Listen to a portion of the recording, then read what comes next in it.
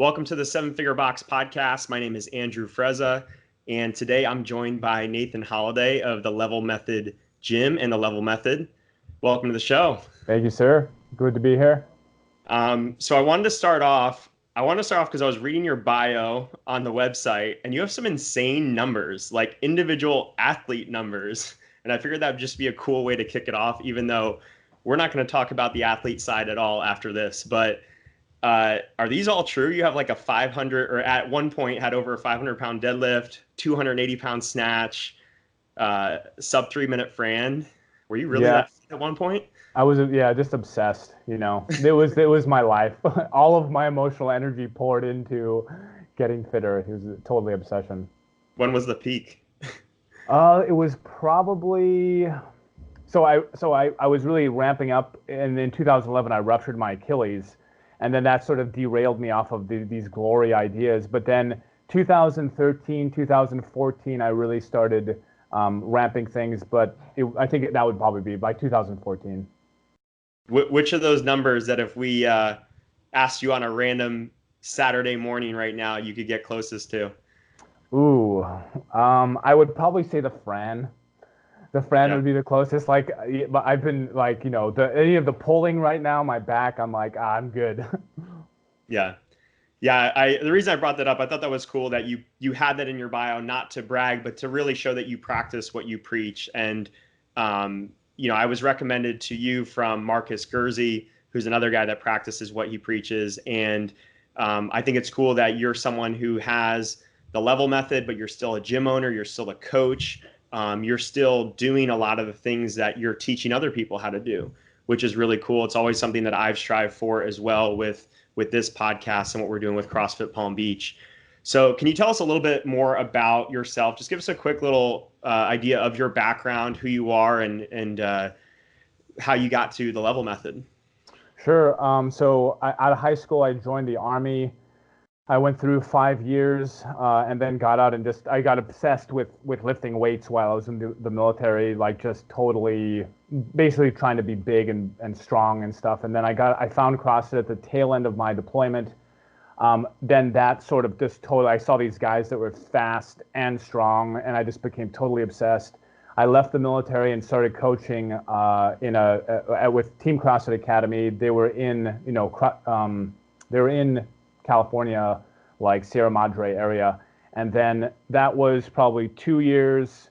I started, I was going to open a gym with a buddy. That stopped. And then I ended up opening the NLI, which was with another friend who owned a gym.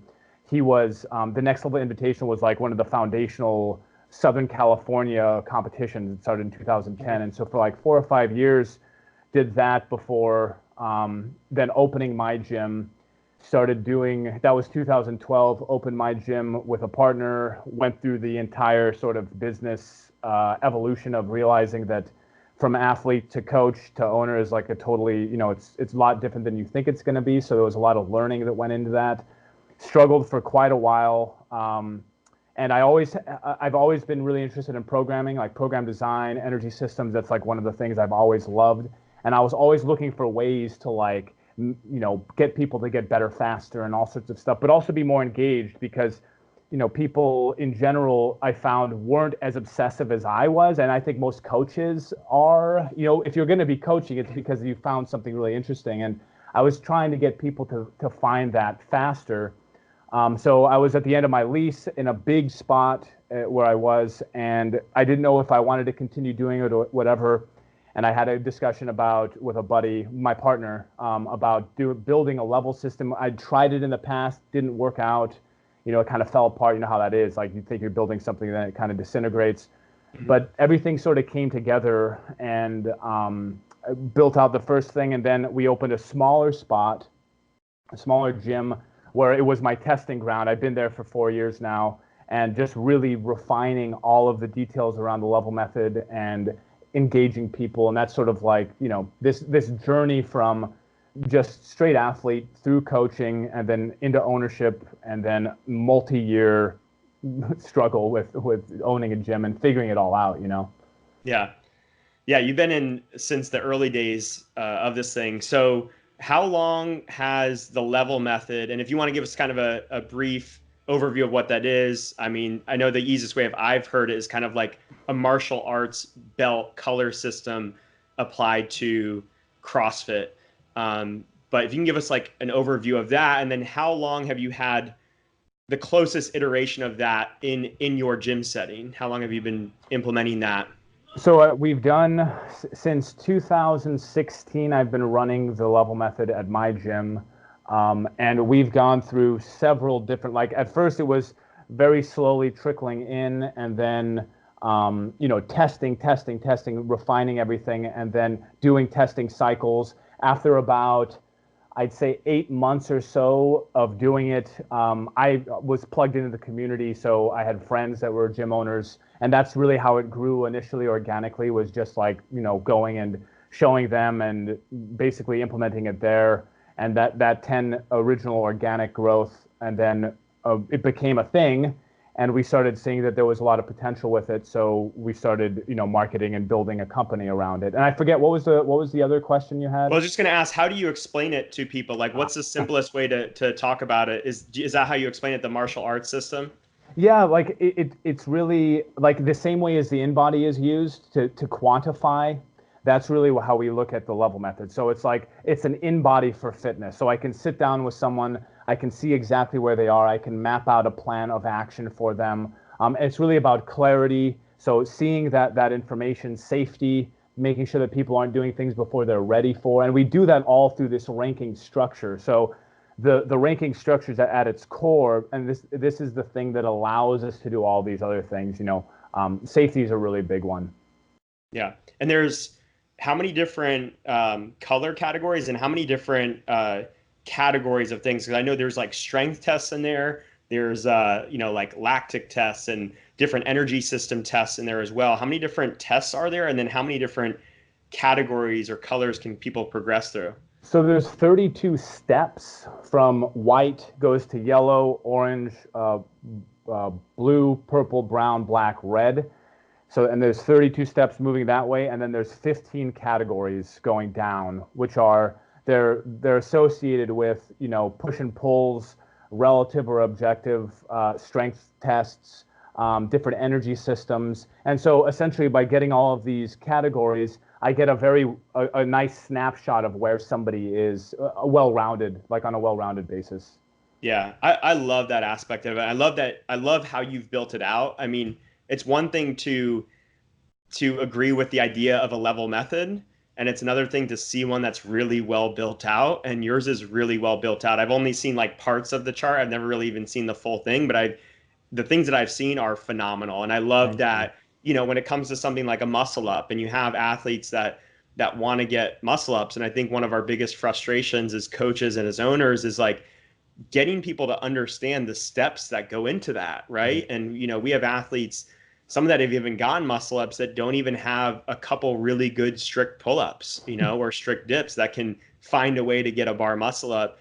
And it's hard to get them to understand all the building blocks that go into be able to doing 5, 10, 15 in a row and being able to do it Exactly. successfully in a workout. And you can communicate that till your face is blue, but your chart just makes that so simple, and it's something that everyone in the gym is on the same page for, which I love. Yeah, it's really interesting because rings is a category, and one of the big aha moments in building, and I don't want to get too technical, but like things morph and change as you go down the line, right? So rings starts with like strength, like supporting, and then we go into some endurance, and then it goes back to strength, and then it builds into endurance until we're ready to do a muscle up, and then it builds from one muscle up to three and all the way up. But if I'm like a beginner person and I can jump to stabilize on the rings, and I'm like, I want to do a muscle up, I can like point and I can be, well, there's 10 steps, right? We just need to go down these 10 steps. And as you can do these, you will be moving closer to a muscle up, right? So it does that exact thing, very clear for people. And also like a side benefit of that is it gets your coaches on the same page of what is the best path to get someone there. Whereas one person's not working on transitions when they should be working on strict stuff. It's almost Totally. like a way of training your coaches to do it in the appropriate progression, because both sides of the equation are on the same page now, not just the athlete. Exactly. Yeah, like the coaching side is a big part. We do programming, which it comes with these coaching notes, and it's specifically designed to like almost educate you to make sure that people aren't doing things. But the map itself is the same way. It's like I can see exactly, you shouldn't be trying to do a muscle before you can do the XYZ, which is just really helpful for a beginner coach. This is what scaling that the whole coaching thing is very difficult, right? Like, Yeah.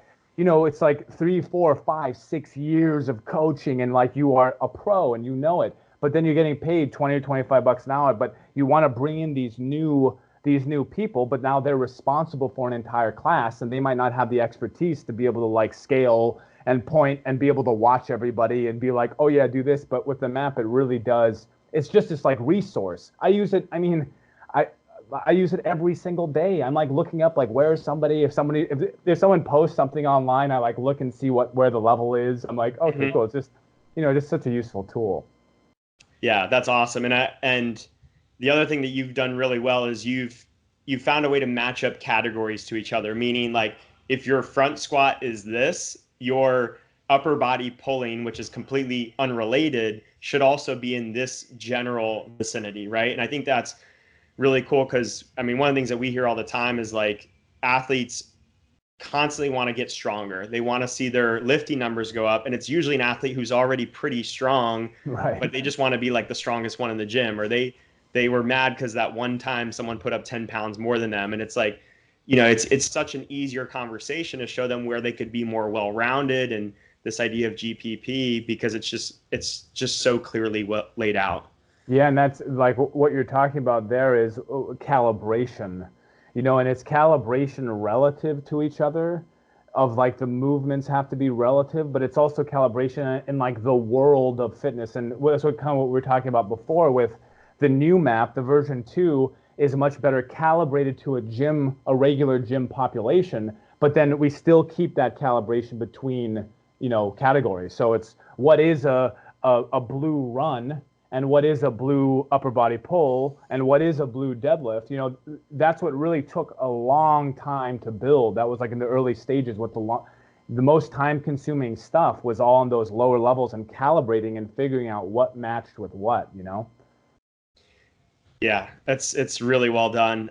What are some of the benefits that you're seeing when a gym implements this? Like, I see obviously retention could be a really big one with it, and then I mean I feel like personal training, personal programming, that has to come with it. Like, are there specific examples that you can think of, or what are some of the tangible things that someone can expect who's adding this on to their programs? Yes, I mean, again, it like once somebody has their levels, and I have a snapshot, and they're fairly, they're up to date. We do goal setting sessions all the time, and I think it's pretty universal. A lot of gyms do goal settings, but it's like with the two resources, the in body, and then the levels readout.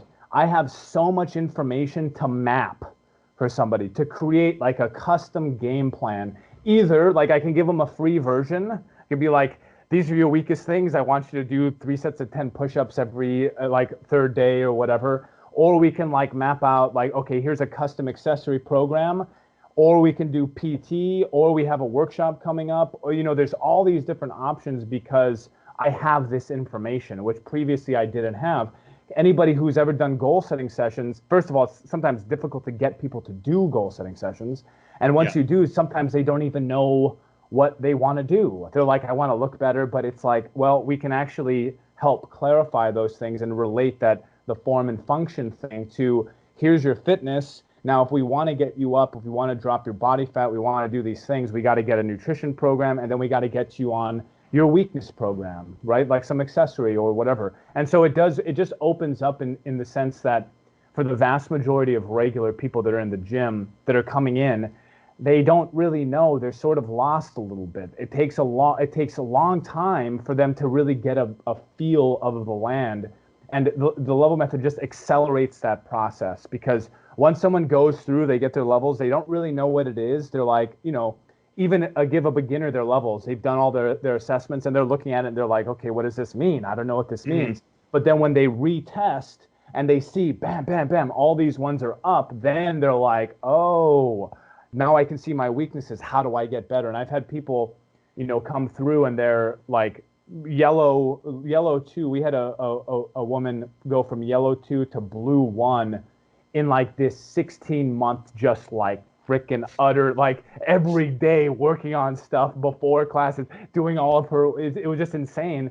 And that's a very rapid increase, but it's because it's hyper focused. And in no other environment would that ever be able to happen, because I don't know, I want to move up all these things, but what do I work on? And I suck at this too, and I suck at that, and it's like hard to kind of pinpoint, Yeah. What are some of the potential issues that gym owners can run into? Because like one of the things that just popped up is like, that person that gets really gung ho, I'm sure they hit times in their life where they're inconsistent in the gym. Maybe they get a little bit of an injury and they have to back off. How do you, with the level method, manage some of that backtrack?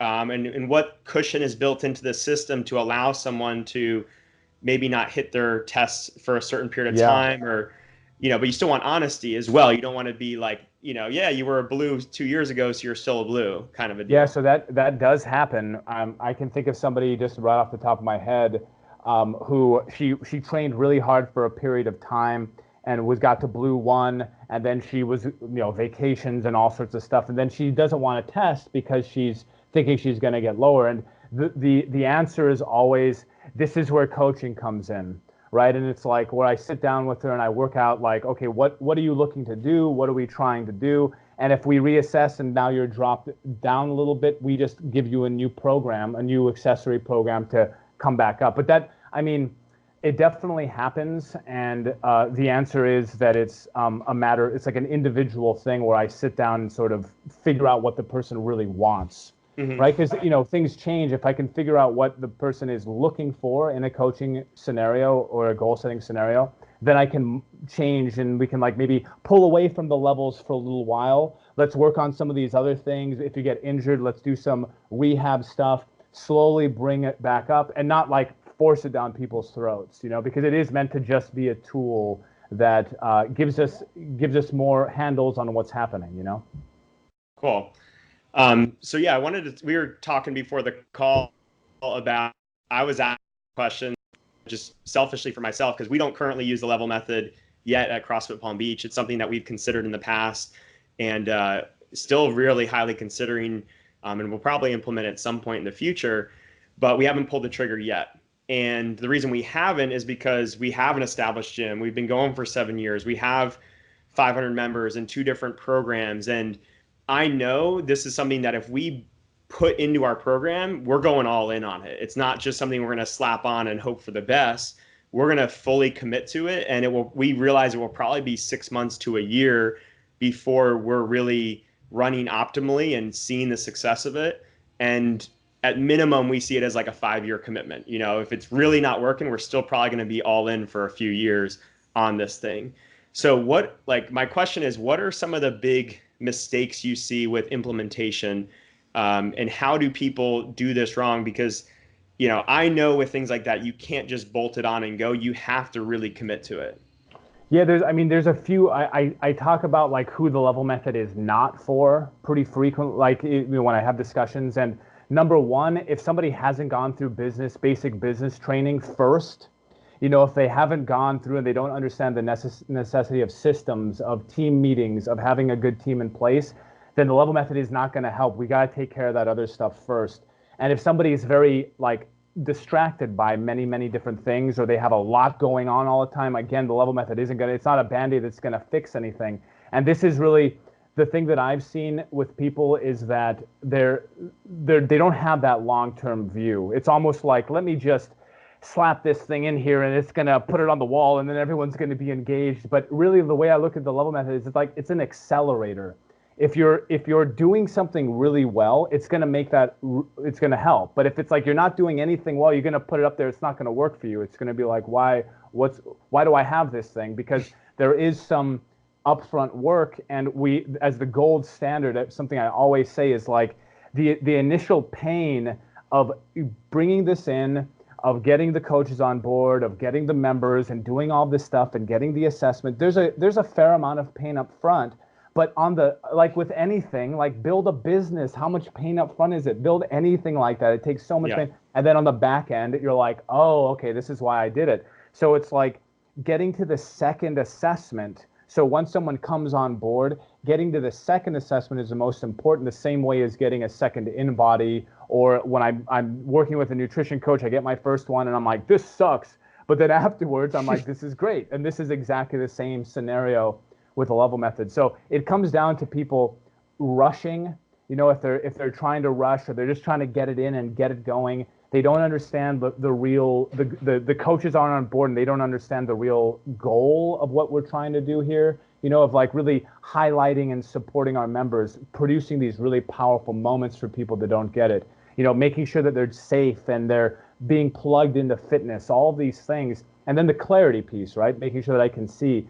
If somebody isn't getting that, then it's going to be like, well, like, why do we have to be forced to these rules? Or like, what are we doing here, right? And these are some of the problems that we've seen. It always comes back to the same fundamental things of rushing or of not getting a clear why expressed to the team.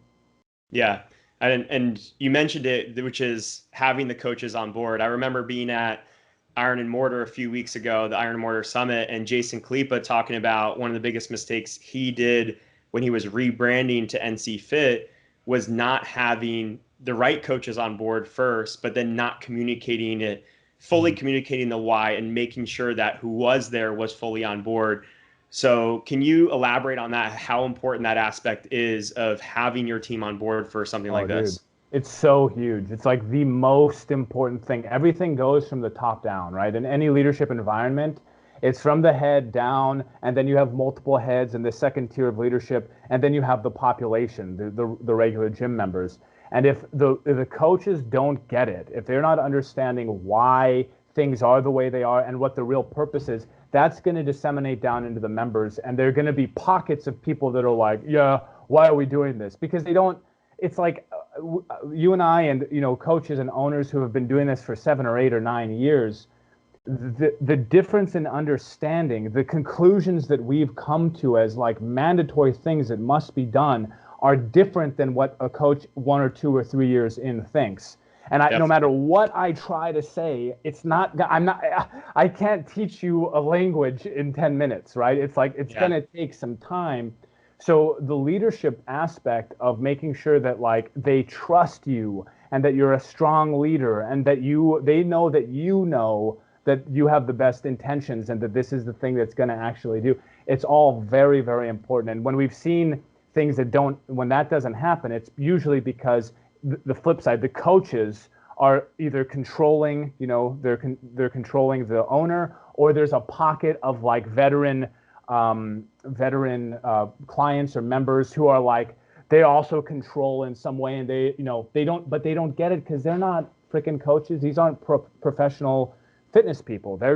They have their conclusions. They don't understand the why. Like a big one is, why can't I do kipping pull-ups unless I have this level? And it's like, look, you can either like really try to fight with them, or you can like sit down and try to like help them understand the necessity of like, when you've been doing this for 7 or 8 years and you've seen XYZ number of injuries from people going gung-ho and messing themselves up, we Right. know, right?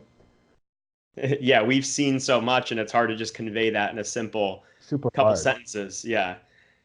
Cool. So I want to switch gears because I know you've talked so much about the level method in other podcasts and really gone over it really well. I was just listening to the podcast you do with Stu Brower from WTF Gym Talk, and I feel like you covered that really, really well. So I wanted to talk a little bit about your growth into the level method and helping other gyms. Since that's something that I'm doing, I think that that's something that a lot of gym owners out there, CrossFit gym owners that want to have one really great single location. They don't want to have multiple locations, but they still want to grow and they still want to help people. And their ability to help a lot of people for an hour of their time, a lot of that comes online, being able to go online and being able to scale something. So, one of the examples that's been in my head recently is Chris Cooper's new book is called Founder, Farmer, Tinker, Thief. And he's got these different stages of entrepreneurship and sort of the transition from just running the level method gym to now having other gyms run the level method and selling it as a system is this transition from the farmer phase to the tinker phase. So can you talk a little bit, you may not know about the phases specifically, can you talk a little bit about your journey from just being a gym owner who's now implementing the level method in your gym to how does this now go to other gyms using it, and what does that growth look like, and what does your time look like in there?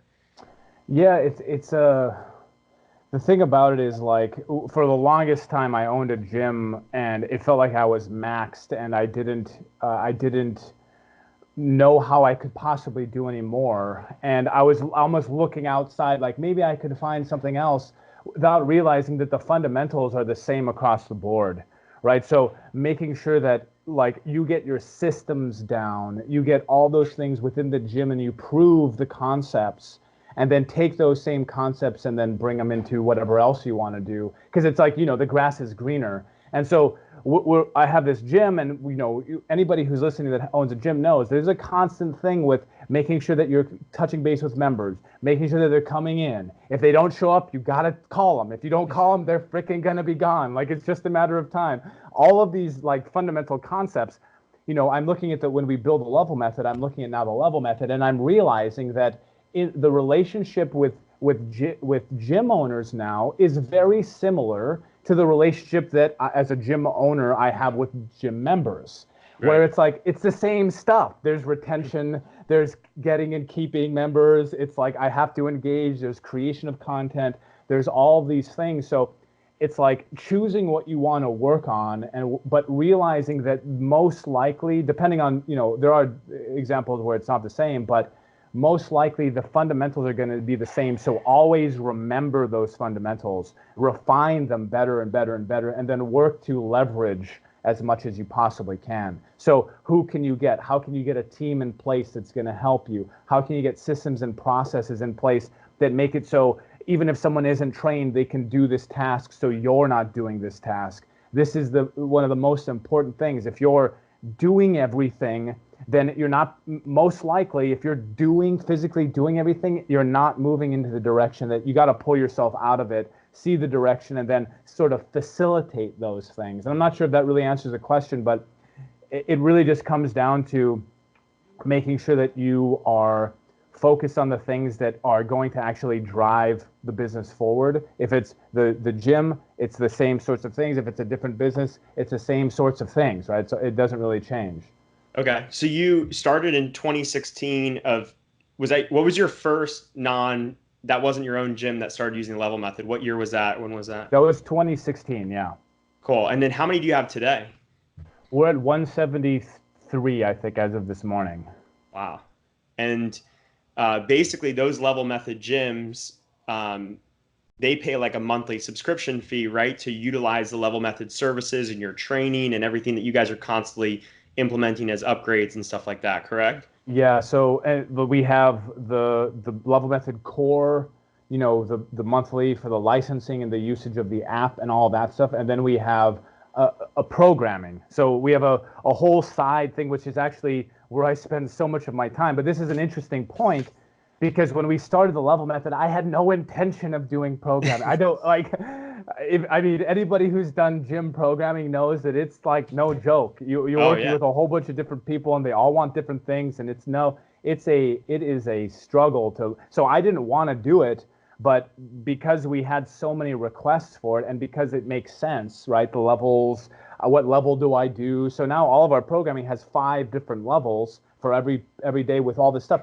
The thing about that is that was unplanned. And now it's a separate source of revenue, but it's like these things are going to pop up and show themselves. So anytime you choose like, yeah, this site seems like another opportunity might pop up. And if you don't have the resources, you don't have the systems in place, that's like recipe for crash and burn, right? You're going to be like, oh, I could do that. And then you start doing it. And then you realize that you can't do it because you don't have enough resources. And then everything starts to drop.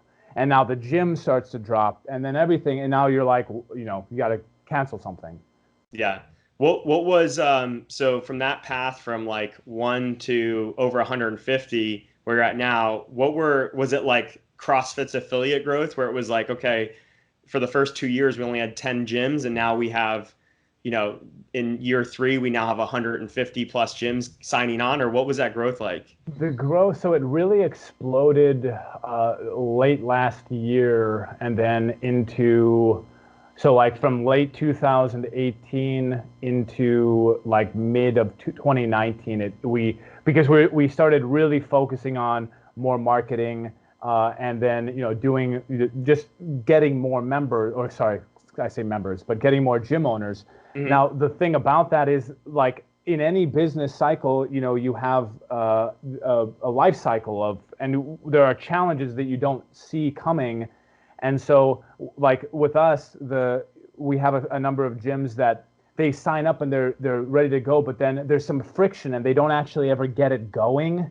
And then it reaches a point where they're like, okay, now I'm not gonna, like, I don't want to do this. So we didn't foresee that. Like, we're thinking like, dude, this is the best thing ever. People are gonna hop on board and freaking love it. So a lot of our direction has changed now to this supportive environment. We've dropped in terms of growth, focusing on growth, and really sort of turned our attention to figuring out how we much support all aspects of everything within the level method. So that's why, like, in terms of this phase that we were in, we were like hammering the marketing without like filling the holes in the bucket, if you're using that analogy. And then now it's like, okay, let's figure out what we can improve, and then we'll do another launch. But yeah, it was very low for, we weren't really growing. It was all totally organic. So we grew like 20 or 30 gyms over the course of 6 or 7 months. And then we had like 100 come in at like, over the course of 3 or 4 months.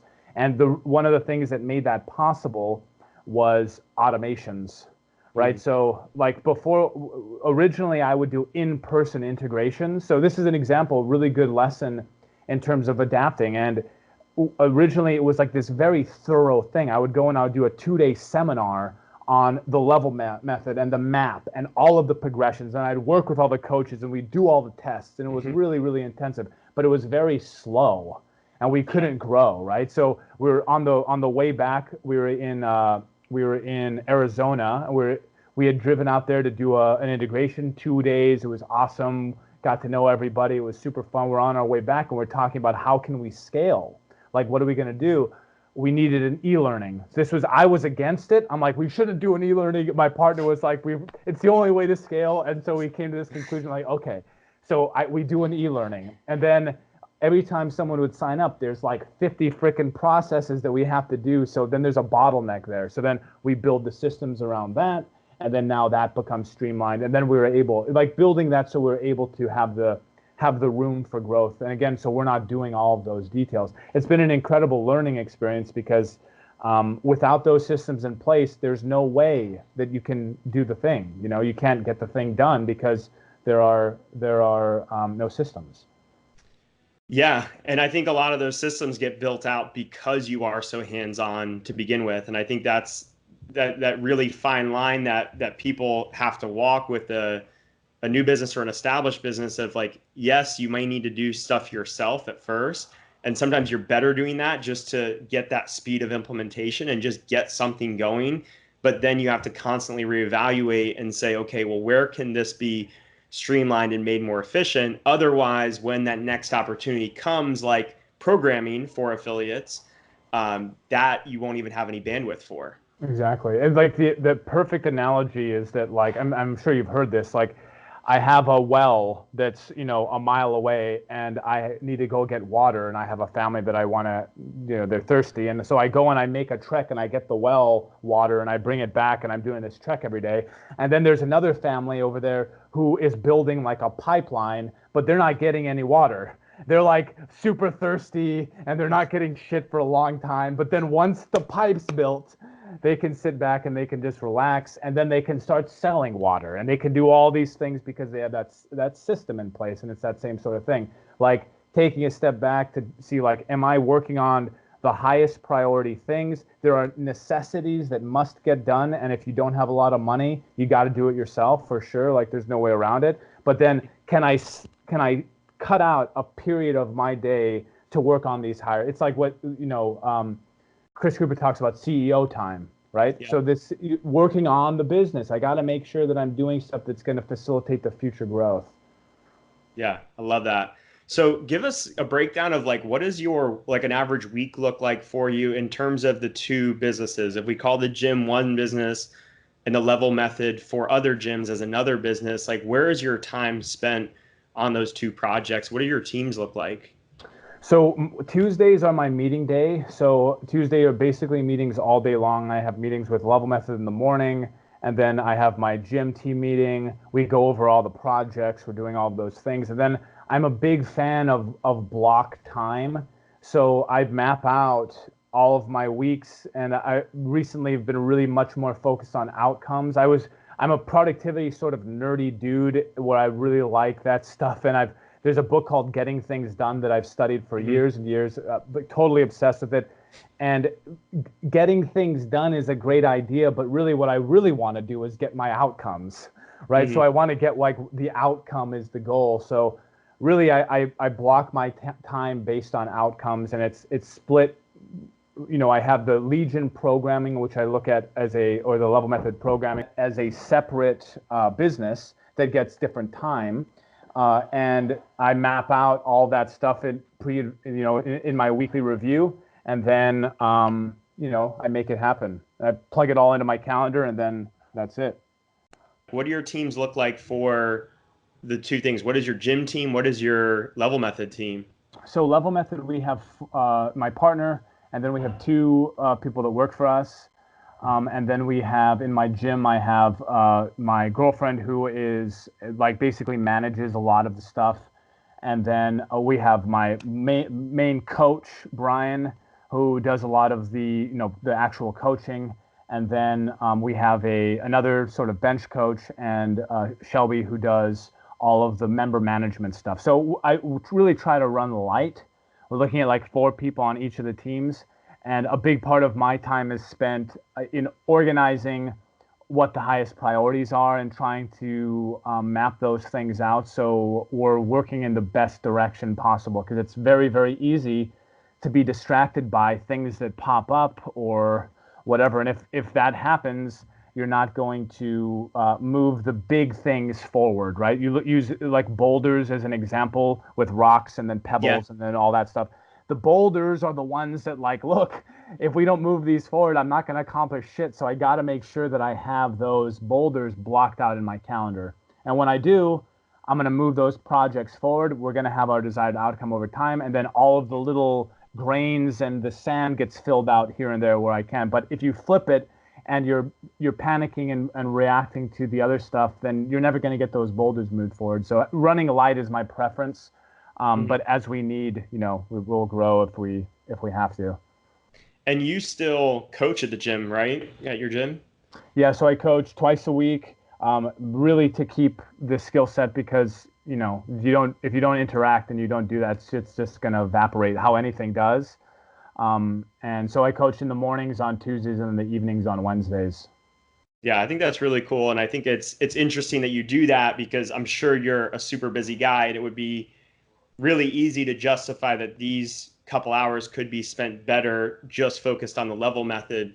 Do you see, I mean, it keeps you a little bit more in tune with the business. Are there other benefits for you besides that, or is it just mainly to kind of stay in touch I with that skill set?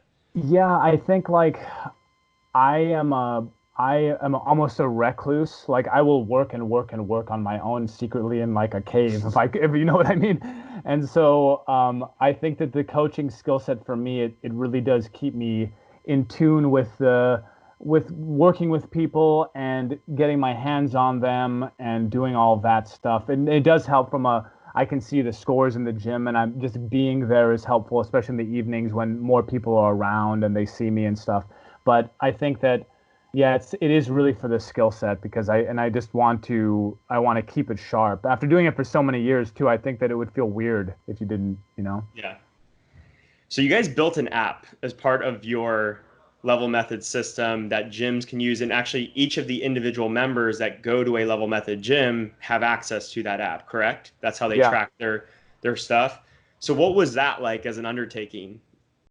So my business partner Sean Buck, that's his background. Is he was was a team leader for, bringing out, was basically managing teams of developers for many years.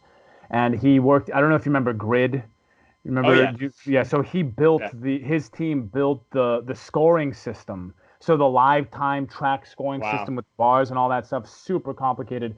And so he managed the team that built that. So he had connections, and he knows some basic coding stuff. So it was basically the first iteration of the app was through a guy that went to my gym. He built it in Python, which is not an app, not a language that is good for that at all. And then we had a second iteration of the app, which was web-based. And then now we're actually have Android and iOS, and that's built in a completely different framework. It's going to be way like it's so much better. But it's been a very interesting process to see if you've ever developed any sort of software, how many people have suggestions for you. Oh It's yeah. like, hey, can you do this and can you do this? And it's like, oh God. The biggest thing about that is if you get pulled in all directions, very within a short period of time, your product is not going to be useful because it's gonna be too many things, and you probably see that in different gym softwares too. Yeah, it's like it becomes foreign to the person who's walking into it for the first time because it doesn't have those like just basic functions that they're looking for. So it's Exactly. cool. So what does the future of the level method look like? Like, what are your aspirations for that business? Um, where do you see that going in the next few years or 10 years? Like, do you have a long-term goal? Yeah, I mean, this is something that we talk about all the time. Like the potential with level method is huge from an individual. So like imagine a version that was individual based. So it's an app that it's like a lower not as complicated, and I could download it. I could use it at home. We could bring Mm. people to gyms that have the level method. Even like franchises potentially. There's a lot of different areas, but for right now, like we're really hyper focused on our core competencies, which right now is working with gyms and making sure that we have an amazing tool that adds in as many ways as possible to the client experience and the ability for coaches to get their clients results and have fun along the way. So, like, it's so tempting to be thinking about the hundreds of millions of dollars you could make with all these things, but the programming and delivering to the gyms and just growing, that's in the next 5 years. I would love to be up to 1,000 gyms and really helping people use this tool in the best ways possible so that more people are plugged in and safer and all of those things. Cool. So you mentioned the productivity thing, and just from the outset, it looks like you are a super productive guy, just from where I'm standing. So do you have any good actionable tips, besides maybe reading that book, Getting Things Done? I've heard of it, but I haven't gone through it yet. Do you have anything that are really specific and tangible that a gym owner, a coach, anybody could take in terms of getting the most productivity out of a day or a week, or anything that's worked for you really well?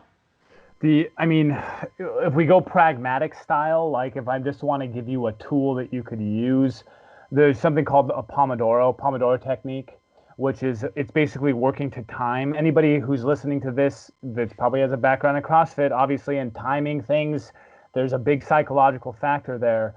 And I've used Pomodoro. It's a great way to overcome procrastination simply because you start a timer and you start working. Now, that doesn't take into account if you're working on the best things, Mm. right? So the planning aspect is also really important, but I would say starting with just getting like being not distracted is like probably the biggest thing with when I talk about productivity to someone who's just starting. You got to get rid of all the distractions, the social media, the phones, the stuff interrupting you, and you got to get uninterrupted blocks of work time done. And if you can just get that done, you're pretty good. You're better than like most people. And then after that, after you kind of play with that, you get that down, you're not being distracted and pulled in every freaking possible direction, and you're putting time into big, valuable things.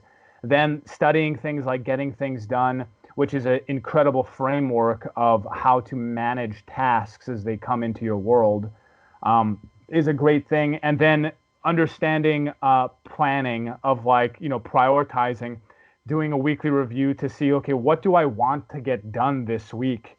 And then working to outcomes. So like if I want to get this XYZ outcome and I have my game plan, but halfway into the first day, I find a different way to get the outcome, I'm taking that way. All I care about is getting the outcome, right? And this is now more of like a freestyle version of productivity. But to start is that self-mastery point of just being able to sit down and get the work done, which is really tough for a lot of people. And the Pomodoro technique can't be beaten for that. Awesome. Do you have a specific app or you just set a timer on your phone like normal that you like to I use for that? I mean, I've used probably every Pomodoro timing app. There's some good ones out there right now. I have a Phoenix, like my watch is a Mm, Phoenix like heart rate watch, and there's a Pomodoro app. So I have just a timer on my watch, and I click it, it buzzes, and then I go into and then it buzzes to remind me to take off. So I use that a lot on my watch. But a kitchen timer is the classic way, and it's like if you're putting something off, like I guarantee you if you're putting something off and you're like, oh, I really need to do that, or like, oh, I gotta send that email, or oh, that feeling, that sensation, take a breath, take a reset, start a freaking timer, and then just start working. And before you know it, you'll be done with it and you'll have 15 minutes left on the timer. You'll be like, that should only took me 10 minutes. And then you've been like putting it off for all this time, but it was a yeah. 10-minute job. So it can really help if I mean, overwhelm is such a big thing that I see with gym owners. And I mean, entrepreneurs in general, it's just like, there's so much shit to do and there's so many things. And like, what am I supposed to do? And really the only thing you can do, start a timer and start working. Nice. It's the procrastination that adds to all the anxiety. And it's like, fuck, just do the work. Yeah. Do you have a specific interval that you'll work for right now with yourself? So classically, I've played with different intervals, but classically 25 minutes and is a Pomodoro with a 5-minute break. You do that for 4 sets, so it's 2 hours, and then you take a 30-minute break. And I work on that iteration quite frequently. So when I have like a long day, like Thursdays and Fridays are generally my deep work days. And Deep Work is a book by Cal Newport, but I call it Yeah. deep work just because it's a great way to think about it. But I'll go through that cycle where I'll go four Pomodoros, 30-minute break, 4 Pomodoros, lunch, 4 Pomodoros. So I'm doing 12 in a day. And I mean, it's like the most possible work. When I first found this shit, I could not believe it. I'm like, dude, I'm getting so much work done because it's like, well, it makes sense. You're not being distracted and you're just doing the work, and it's like, it's such a not sexy thing to do the work, but at the same time, it's the most effective possible way to do it. I've also played with 33 minutes. And if you do 33 minutes, it comes out to 25 minutes. Like if you're doing, Yeah. you're mapping them out. But I just over time, it's weirder on my calendar. So when I block things out on my calendar, doing 33-minute intervals, I did it for a few weeks and then it kind of fell off. 25 and 5s are what I do. Yeah, because then it matches up as a 30-minute slot in your Exactly. calendar. So Yeah. I got a question about the 5-minute breaks because I feel like the tendency for a lot of people, especially if let's say they have a 90-minute activity, it is something that requires that much work, and they get 25 minutes in and they're rolling. I mean, like shit's happening, right? How do you use those 5-minute breaks, or are there times where you bypass the 5-minute break? The 5-minute breaks are absolutely crucial. The only time I won't break is if I have only one work session. So if I'm like busy for the whole day and I Mm, only have a 2-hour work session, I'll blaze right through it. But if I'm planning for a long stretch and I have multiple blocks, so I'm doing a 4 block and then I'm going to rest and then do a 4 block, and I want to put in like 4 or 5 or 6 hours, you got to take the breaks because otherwise you'll burn out. Like, so, and in the breaks, the entire goal of the breaks is to unclamp your mind off on the problem that you're working on. Distract yourself. Like, totally walk around, do some stuff, think about something else, but you gotta separate from it, because then it's like rest. So you're clamping on an idea for a long period of time, and then when you rest, this is where, like, okay, you get to and you come back and you're way more creative. If you're plugged back in, you get way more creative because you have that little bit of rest. And if you don't take it, you're gonna burn and burn and burn. And I did that for years. I'd be obsessed and just burn it all day, and then I'd be like just toasted. And with that 5-minute break, I can sustain it, and I feel totally fine. I feel good. The only stress is like if there's even more to do, sometimes because there's like only a limited amount. But once you start thinking in terms of blocks, you can work on big projects and you don't have to feel like you have to finish the project. You can put a Pomodoro block, boom, boom, boom, once a day, 30 minutes, and you can see how making it to your goal to finish a project is possible. You don't have to obsess over finishing it in this session and getting it done. Oh yeah. And I love the idea for like a gym owner that is super busy. They might only have an hour block between something, and it's easy to just run that time out on social media, on Oh, email. And dude, without even realizing. yeah, actually, one of the things I had to do, you mentioned deep work. He has a great YouTube video, Cal Newport, about just social media. And he and others were one of the people that inspired me to. I have two separate phones. I took an old iPhone that I Nice, had that I dude. wasn't using, and my Instagram and Facebook are on there, and I leave that at the gym. And then That's perfect. I a lot of times will log out of Instagram and Facebook on my other phone. I don't even have the app, the Instagram app, so that makes it really hard to get into there.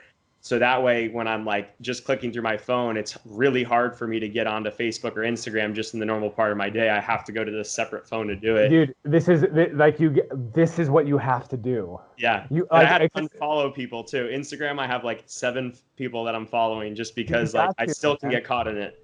Yeah, it's like I have a script that runs on my computer that so self-control is an app that you can get on your I have a Mac, and it's a script that auto runs for a period of time that blocks me from Facebook. So I can't even go on Facebook even if I can use a different browser that I have, but it's a hassle.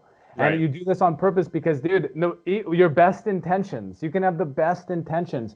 And the way social media is set up is it's designed to just pull on all your strings. And before you know it, it's been 35 minutes and you're like, what the hell? Like I was supposed to do all this other stuff? Yeah. Cool. Well, we'll end on that. I think we took exactly 2 Pomodoro blocks, so we'll end there and not keep it going for too much longer. But I really appreciate the time, Nathan. It was a pleasure talking to you. And where can people find you? Where can people find the Level Method and learn more about it? So levelmethod.com is where we do everything. There's a slash discovery, I think, is to do as a discovery call, but there's just a button on there. And then me personally, you can email me at nathan@levelmethod.com. I have an Instagram that I never go on to. It used to be dedicated to my athletic stuff, and then it's just been kind of, in and out. But I think Nathan Holiday is the name of that. But email is probably the best way. I screen all my emails, so if you want to get in touch, just drop me a line. All right. Well, thanks for being on the show. Thanks, man. I appreciate it.